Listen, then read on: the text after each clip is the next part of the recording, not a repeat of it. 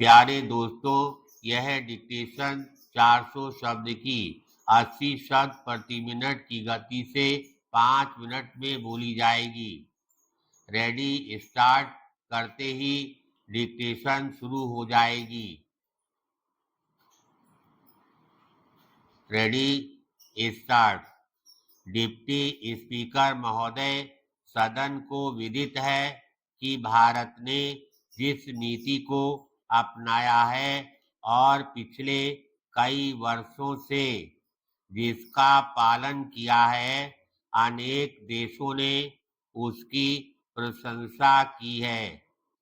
Asia के कुछ अन्य देशों ने हमारे कारण नहीं बल्कि अपने ही कारणों से ऐसी नीति का पालन किया है।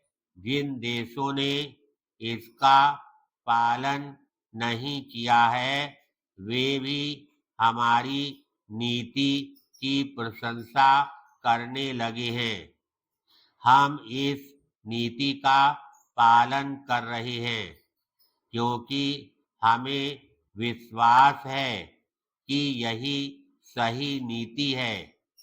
यदि दुनिया में कोई दूसरा देश इसका पालन ना भी करे तो भी हम इसका पालन करते रहेंगे। जैसा कि कुछ माननीय सदस्य मानते हैं, यह विचारों को संतुलित करने और तटस्थ रहने का प्रश्न नहीं है। हमारी नीति सकारात्मक है और हम सच्चाई और विश्वास से इसका पालन करते हैं। पैराग्राफ।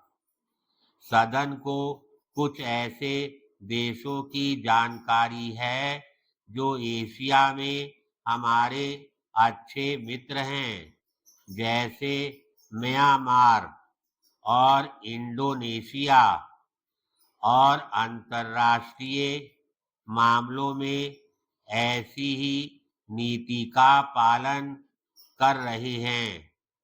हाल ही में जब संघीय यूगोस्लाविया गणराज्य के राष्ट्रपति यहाँ आए तो उन्होंने और मैंने एक वक्तव्य जारी किया था जिसमें पंचशील के 5 सिद्धांतों का उल्लेख किया गया था।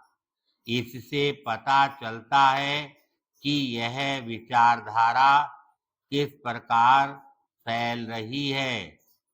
मैं सदन को विश्वास दिलाना चाहता हूं कि चाहे बहुत सी सरकारें पंचशील का सार्वजनिक रूप से अनुमोदन ना करें, फिर भी बहुत से देशों में लोग इसकी ओर अधिकाधिक आकर्षित हुए हैं। पैराग्राफ। अंतर्राष्ट्रीय मामलों में आज अनेक विचारधाराओं में एक विचारधारा कड़ी कार्रवाई की है, जैसा कि यह अपने आप को कहती है। मेरे विचार से यह पुराने जमाने का एक अवशेष है, जबकि गड़बड़ करने वाले किसी छोटे देश को डराने धमकाने के लिए जंगी जहाज भेजा जाता था।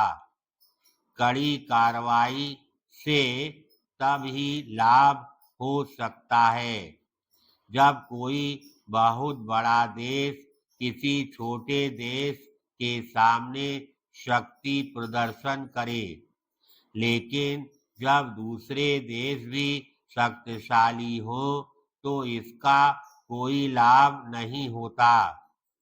एक और विचारधारा शक्ति के माध्यम से बातचीत करने की है।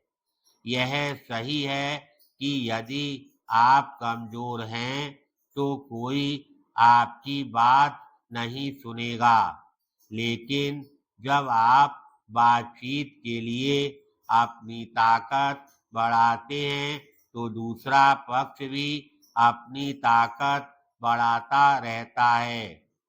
एक विचारधारा और है जिसे मैं पांडित्यपूर्ण संभ्रम की कहता हूँ।